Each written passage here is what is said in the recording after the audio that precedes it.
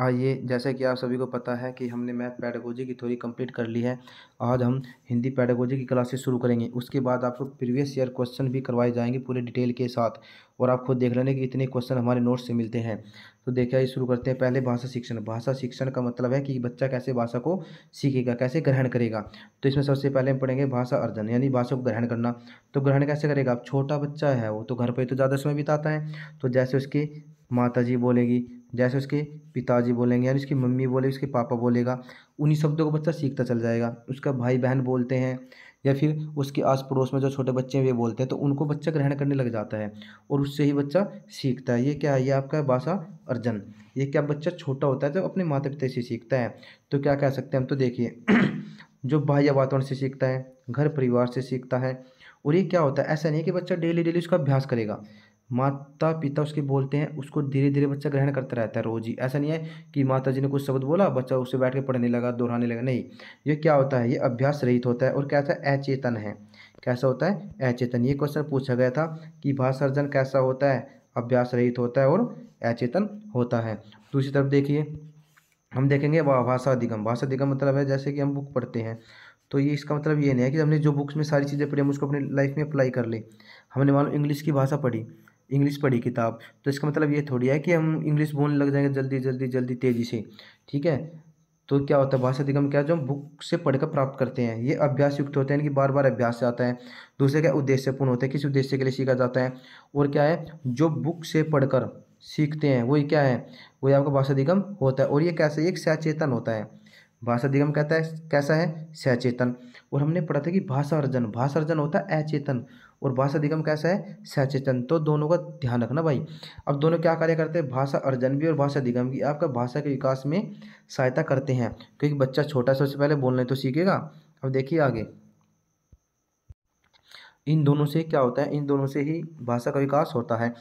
और फिर क्या होता है? अब पढ़ेंगे हम कि भाषा का विकास किस किस तरीके से हो सकता है। दो तरीके, एक तो क्या है, मौखिक अभिव्यक्ति। अभिव्यक्ति होता है प्रदर्शन करना, ठीक है, और लिखित अभिव्यक्ति या लिख कर, या तो बोल कर या लिख कर, दो ही तरीके से अभिव्यक्ति कर सकते हैं हम। देखिए, जब छोटा बच्चा होता है ना, सबसे पहले करता है सांकेतिक अभिव्यक्ति। यानी तुम्हें पता होगा, मान लो उसने कोई चीज़ देख ली कि तुमने ऊपर रखी है, वो अलमारी के ऊपर कहीं भी रखी है, ठीक है, तो उंगली से बार बार इशारा करेगा। तो क्या करेगा? वो संकेत से आपको समझाने की कोशिश करेगा। यानी सबसे पहले क्या करता है? सांकेतिक अभिव्यक्ति को दर्शाता है। तो एक क्वेश्चन पूछा जाता है बार बार सीटेट में, कौन सी पहली व्यक्ति होती है?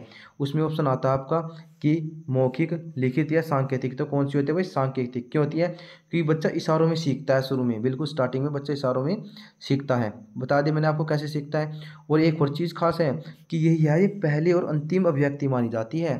कौन सी भाई? आपकी जो सांकेतिक अभिव्यक्ति है ना, ये पहली और अंतिम मानी जाती है। ठीक है? अब देखिए आगे, देखिए आगे हम पढ़ेंगे कि जो भाषा का अधिगम था, यानी कि जो बुक से अपने पढ़कर ज्ञान प्राप्त किया था, और भाषा का विकास किस तरीके से एक साथ साथ चलते हैं। भाषा का अधिगम क्या होता है? भाषा का सीखना, जैसे हिंदी सीख लिया, तमिल सीख ली, उर्दू सीख ली, कुछ भी सीख ली। तो सबसे पहले क्या करें? बच्चे को जो मातृभाषा है ना, ये इंपॉर्टेंट बात होती है भाई हिंदी में। अगर बच्चे को उसकी मातृभाषा में पढ़ाएंगे ना, तो बच्चा जल्दी सीखता है। अगर बच्चे को मातृभाषा में पढ़ाया जाता है तो बच्चा बहुत जल्दी सीखता है। तो एनसीएफ ने रूल बनाया था कि भाई बच्चे को सबसे पहले उसकी मातृभाषा में सिखाओ। मातृभाषा जरूर नहीं, हिंदी हो, तमिल भी हो सकती है। उसके बाद कोई अन्य दूसरी भाषा सिखाओ, जैसे क्या द्विभाषा, द्वितीय भाषा, लक्ष्य भाषा भी कह सकते हैं इसको। कम से कम दो भाषा कम से कम यूज किया जाना चाहिए, दो भाषाओं का, एक तो उसकी मातृभाषा का और एक कोई अन्य भाषा हो। अन्य भाषा दूसरे नंबर पर इंग्लिश भी हो सकती है, आपकी संस्कृत भी हो सकती है, और क्या, उर्दू भी हो सकती है, कोई सी भाषा हो सकती है। समझे कि क्या है कि अगर बच्चे के अंदर भाषा अधिगम और भाषा का विकास करना है, तो हम क्या करें? सबसे पहले बच्चे को उसकी मातृभाषा में सिखाएंगे, जिस भाषा से वो बिलोंग करता है, जिस पृष्ठभूमि से वो आया है उसको। अच्छा, हम उसके बाद क्या करेंगे? कोई दूसरी भाषा भी सिखाएंगे। जैसे आपने देखा होगा कि आप अपनी हिंदी भाषा में तो बोलते ही थे, साथ साथ आपको ना 8वीं क्लास तक वो संस्कृत लेनी पड़ती थी, ठीक है, इंग्लिश भी कंपलसरी चलती दूसरी भाषा के रूप में। तो ये दो भाषाएं कम से कम होनी चाहिए। ये किसने बताया था? एनसीएफ ने बताया था, और ये बहुत इंपॉर्टेंट है भाई, पूछे जाते हैं ऐसे क्वेश्चन। एक क्या है, भाषा विकास में हम अभिव्यक्ति की क्षमता का भी विकास करते हैं, यानी कि कम्युनिकेशन स्किल डेवलपमेंट होता है हमारा बोलने का तरीका। अब देखिए आगे, अब आगे हम देखें कि भाषा कौशल कितने होते हैं, भाषा कौशल कितने प्रकार है। ये 4 प्रकार के होते हैं। कौन कौन से? एक तो आपका एल एस, ठीक है भाई, लिसनिंग, फिर क्या, स्पीकिंग, फिर क्या करेगा बच्चा? रीडिंग करेगा, एल एस आर और डब्ल्यू, यानी कि राइटिंग। पहले क्या करेगा, लिसनिंग। लिसनिंग मतलब पहले बच्चा सुनता है, छोटा बच्चा है, कोई कार्य तो नहीं कर पाता, तो सबसे पहले क्या करेगा, वो सुनेगा। फिर क्या, फिर बोलना सीखेगा। उसके बाद क्या करेगा, लिखना सीखेगा। यानी तुमने देखा होगा ना, वो कोयला पड़ा रहता है घर में या फिर चौक पड़ी रहते हैं, उसको उठाकर बच्चा दीवार पे कुछ कुछ लिखने लग जाता है। ठीक है, और लास्ट में क्या करता है, लास्ट में करता है राइटिंग। ठीक है, यानी कि लिखना। पहले वो रीडिंग करेगा, फिर क्या करेगा, लास्ट में राइटिंग करेगा। तो ये भाषा कौशल पता लग गया आपको, 4 प्रकार के कौन कौन से, एल का, एस का, ठीक है, फिर आता है आर का, फिर क्या आता है डब्लू का। यानी कि लिसनिंग, स्पीकिंग, राइटिंग और सॉरी राइटिंग नहीं, इसको बोलते हैं रीडिंग, और क्या राइटिंग, ये 4 कौशल होते हैं। और ये सभी 4 कौशल क्या एक दूसरे से अंतर संबंधित होते हैं, यानी कि जुड़े होते हैं, और सारे क्या क्रमबद्ध है, एक सीरीज में चलते रहते हैं। तो देखिए पहले बच्चा क्या करेगा, 0 से 2 साल तक सुनना, फिर बोलना, फिर पढ़ना और फिर लिखना। ये इंग्लिश में क्वेश्चन पूछ लेता है कि भाषा कौशल का सही क्रम क्या है, एल, एस, आर और डब्लू, या फिर एस, डब्लू, आर, एल, ऐसे पूछ लेते हैं। तो कौन सा सही क्रम है, ये वाला ऊपर वाला भाई, ध्यान रखना इसका। आपको कॉपी में अलग से नोट्स बना के लिख लो इसको, क्या क्रम होता है भाई, एल, एस, आर और डब्लू। ठीक है, पहले क्या करेगा, सुनेगा, फिर बोलेगा, फिर पढ़ेगा और लास्ट में लिखना सीखेगा। यानी अच्छे से लिखना नहीं जानता बच्चा, बाद में लिखना सीखता है। अब आगे देखिए, आगे क्या आ गया है कि ये दोनों ना, ये कभी दो एक साथ भी चलते हैं, पेयर में चलते हैं। पूछा जाता है कि कौन कौन से, तो जोड़े में चलते हैं, यानी एक साथ चलते हैं। कौन से अंतर संबंधित होते हैं, तो क्या है, सुनना और बोलना एक साथ चलेगा, बोलना और पढ़ना एक साथ चलेगा, पढ़ना और लिखना ये एक साथ चलते हैं। ठीक है, ये कई बार इनको उल्टा पुल्टा कर देता है, ऐसे ऑप्शन रख देता है, लेकिन आपको ध्यान रखना कि ये दोनों, दो कौन कौन से, सुनना बोलना एक साथ, बोलना पढ़ना एक साथ, पढ़ना और लिखना एक साथ। ठीक है, ये जोड़े में चलते हैं और एक साथ चलते हैं, और क्या होते हैं, अंतर संबंधित होते हैं। ठीक है, सबसे पहले पूछा जाता है कि सबसे पहला कौशल कौन सा है, तो क्या आता है सबसे पहले, मैंने बताया था आपको, एल, यानी लिसनिंग। फिर पूछा सबसे अंतिम कौशल कौन सा माना जाता है, सबसे अंतिम कौशल क्या आता है, लिखना। लास्ट में बच्चा लिखना जानता है 6 से जब 8 वर्ष का हो जाता है। अब आगे देखिए, अब देखिए मैं आपको दोबारा एक बार और भाषा कौशल के बारे में बताता हूँ। इसमें से क्वेश्चन 100% बनेगा हिंदी पैडागोजी में, अब लिख के ले लो ये बात। तो भाषा कौशल में क्या क्या आते हैं, 4 कौशल होते हैं, हमने आपको बताया कितने कौशल होते हैं भाई, 4 कौशल होते हैं। ठीक है, तो 4 कौशल में क्या क्या होता है, देखिए कि श्रवण, श्रवण यानी कि सुनना, लिसनिंग, फिर उच्चारण यानी कि बोलना, फिर क्या पाठन, पाठन यानी कि पढ़ना, फिर क्या आता है लेखन यानी कि लिखना। ठीक है, और इसको क्या क्रम बताया गया था, भाषा कौशल विकास का सही क्रम LSRW होता है। लेकिन एक इंपॉर्टेंट बात ये निकल कर आती है, ये ऑप्शन में इसे न देकर क्या देगा, ये पूछेगा मोरिया मोंटेसरी के अनुसार सही क्रम क्या है। मोस्ट इंपॉर्टेंट क्वेश्चन है, इस पर लिख लो भाई, क्या ये मोस्ट इंपॉर्टेंट क्वेश्चन है। वो आपको सिंपल SLRW ना दे के मोरिया मोंटेसरी के अनुसार पूछेगा।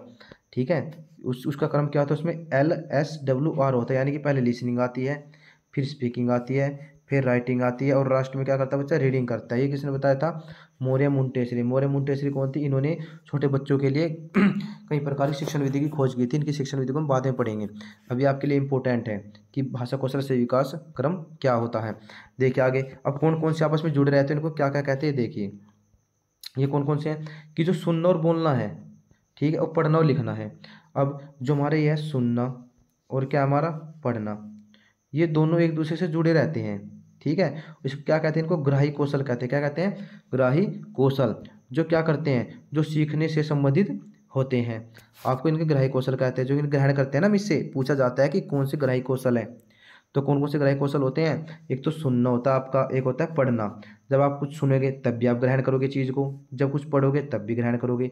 तो ये पूछा जाता है कि कौन से सीखने से संबंधित होते हैं। भाई ये अभी एक क्वेश्चन, अभी पेपर हुए थे जो राजस्थान के रेट का, उसमें पूछा गया था ये क्वेश्चन। ठीक है, तो आगे देखिए, जो बोलना है और आपका क्या है, लिखना है, उसे क्या कहा जाता है, उसे कहा जाता है अभिव्यंजना कौशल। यानी व्यंजन होते हैं अभिव्यक्ति, जिससे हम चीज़ों को व्यक्त करते हैं।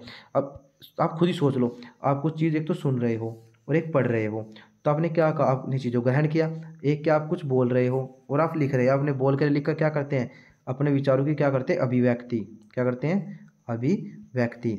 तो ये कौन कौन से होते हैं, जो बोलना और आपका लिखना है ना, ये तो होता है व्यक्ति कौशल। और जो आपका सुनना है और आपका पढ़ना है, इसे क्या कहते हैं, ग्रहण कौशल, क्योंकि हम इसमें ज्ञान को ग्रहण करते हैं, कुछ ना कुछ चीज़ ग्रहण करते हैं। आपको अच्छे से आ गया होगा, आपको बताया मैंने, अभी राजस्थान रेट में पूछा गया था, ये भी 2022 में, जो जून जुलाई में पेपर हुआ था। अब देखिए और क्या पूछा जाता है, हो रहा था इससे क्वेश्चन कि सुनना क्या है, सुनना प्राथमिक कौशल है, आधार कौशल माना जाता है। ऐसे बोलना क्या है, द्वितीय कौशल। फिर पढ़ना क्या है, प्राथमिक कौशल किसका, इसे आधार कौशल कहेंगे। और लिखना क्या है, द्वितीय कौशल। ठीक है, तो नेक्स्ट देखिए, अब आता है कि वाचन कौशल क्या होता है। वाचन होता है कि बोलकर, जब बोलकर शब्द के द्वारा हम स्पष्ट करते हैं अपनी बात को। किसी भी लिखित विषय वस्तु को श्रवण कर या याद करने के लिए वाचन कौशल का प्रयोग किया जाता है। अब वाचन कौशल कितने प्रकार का होता है, दो प्रकार के। एक तो सहस्वर, सहस्वर होता है बोल बोल के, कहीं को बोल बोल के पढ़ने की आदत होती है, और कुछ होते हैं जो चुपचाप पढ़ते हैं जैसे लाइब्रेरी में बैठकर। लेकिन कुछ बच्चों को बोल बोल कर पढ़ने की आदत होती है, तो वो तो होता है सहस्वर वाचन। वो जब चुपचाप लाइब्रेरी में पढ़ते हैं होते हैं मौन वाचन। अब ये भी दो तरीके का हो सकता है आपका। आगे इसका डिवीजन कर दिया कैसे, एक तो आदर्श सहस्वर वाचन और एक क्या कहते हैं अनुकरण सहस्वर वाचन। आदर्श क्या होता है और अनुकरण क्या होता है आगे डिटेल में पढ़ेंगे। और मौन में भी तो दो प्रकार का, गंभीर मौन वाचन और द्रुत मौन वाचन। अभी आपको इसके प्रकार पता होना चाहिए। एक बार और देख लियो कि वाचन कौशल क्या होता है, यानी बोलकर अपने विचारों को व्यक्त करना वाचन कौशल में आता है। और ये क्या दो प्रकार से है, दो प्रकार आपने देख लिए, सहस्वर मौन। आगे ये आदर्श में, ये अनुकरण में, ये गंभीर में और धूत्र वाचन में। अब देखिए नेक्स्ट में क्या है कि सहस्वर वाचन क्या है। सहस्वर मैंने बताया कि बोल बोल कर पढ़ना, जैसे हम पढ़ रहे हैं ऐसे। जब वाचन करते समय ध्वनि मुख से बाहर निकलती है और पास बैठा अन्य व्यक्ति भी उसे सुन सकता है, तो सहस्वर वाचन कहलाता है। यानी कि हम बोल रहे हैं, जोर जोर से पढ़ रहे हैं और दूसरा भी सुन रहा है उसको, तो सहस्वर वाचन होता है। प्रारंभ में क्या होता है, प्रारंभ में सहस्वर वाचन ही होता है जो मौन वाचन का भी आधार होता है। ध्यान रखना भाई, पूछा जाएगा कि प्राइमरी कक्षा में, प्राथमिक कक्षा में 1 से 5वीं तक बच्चे को कौन सा वाचन करवाया जाता है, तो कौन सा करवाया जाता है, सहस्वर वाचन। नहीं ध्यान है बात तो सोचो एक बार, रिमाइंड करो। 2 दूनी 4, 4 दूनी 8, सुना होगा आपने, A for Apple, B for ball. बच्चे क्या करते हैं, बार बार बार बार बार बार सहस्वर वाचन जोर जोर से चिल्लाते हैं। हम खुद भी चिल्लाए थे जब छुट्टी होती थी ना, तब टीचर जोर से बुलवाते थे हमसे ABCD। ठीक है, तो ये होता है सहस्वर वाचन। तो सबसे पहले क्या होता है, सहस्वर वाचन होता है। आगे देख के आगे आएगा आपका आदर्श वाचन। आदर्श वाचन में क्या होता है, आदर्श सहस्वर वाचन यह केवल शिक्षक द्वारा किया जाता है। किसके द्वारा, शिक्षक द्वारा किया जाता है। जब एक शिक्षक किसी विषय वस्तु को पहले स्वयं सहस्वर वाचन करते हुए बालकों को सुनाता है, तो यह आदर्श सहस्वर वाचन कहलाता है। मान लो टीचर है, टीचर ने कुछ टॉपिक पढ़ाया, ये पूछा जाता है कि आदर्श सहस्वर वाचन किसके द्वारा किया जाता है, केवल शिक्षक द्वारा किया जाता है। ये HTAT में पूछा गया था और आपका राजस्थान रीट में पूछा गया था 2019 के पेपर में। ठीक है, तो क्वेश्चन रिपीट हो जाते हैं इधर उधर से, तो आपको ध्यान रखना है। आदर्श सहस्वर वाचन क्या है कि टीचर बोलता रहता है खुद, तो केवल शिक्षकों द्वारा किया जाता है। और फिर दो प्रकार का होता है, एक तो क्या अनुकरण, अनुकरण मतलब बच्चा फॉलो करेगा टीचर को। देखिए पहला क्या है अनुकरण सहस्वर वाचन, एक था व्यक्तिगत। अनुकरण क्या होता है कि जब बालक शिक्षक का अनुकरण करते हुए वाचन करता है, यानी कि टीचर ने पढ़ाया कि बच्चों बोलो A फॉर एप्पल और बच्चे उसका पीछे पीछे अनुकरण कर रहे हैं, वो कौन सा वाचन होता है, सहस्वर। और अनुकरण, अनुकरण होता है फॉलो करना। ठीक है, और दूसरा क्या आपका, दूसरा व्यक्तिगत अनुकरण वाचन। व्यक्तिगत क्या होता है, देखिए यानी पर्सनल, जब व्यक्ति खुद ही करता है। जब अकेला व्यक्ति वाचन करता है या अकेला बालक कोई वाचन करता है, उसे कहते हैं अनुकरण वाचन कर रहा है। समझ गए ना, यानी अकेला बच्चा बैठ के जोर जोर से बोल बोल के पढ़ रहा है, अकेला ही, खुद ही खुद। ठीक है, अब तीसरा आता है फिर तुम्हारा सामूहिक या समेत अनुकरण वाचन। सामूहिक क्या होता है, समूह, समूह में जब एक साथ अनेक बच्चे जोर जोर से बोलने लग जाते हैं तो अनुकरण वाचन कहलाता है, सॉरी सामूहिक अनुकरण वाचन। अब आता है मौन। मौन में इंपॉर्टेंट है मौन।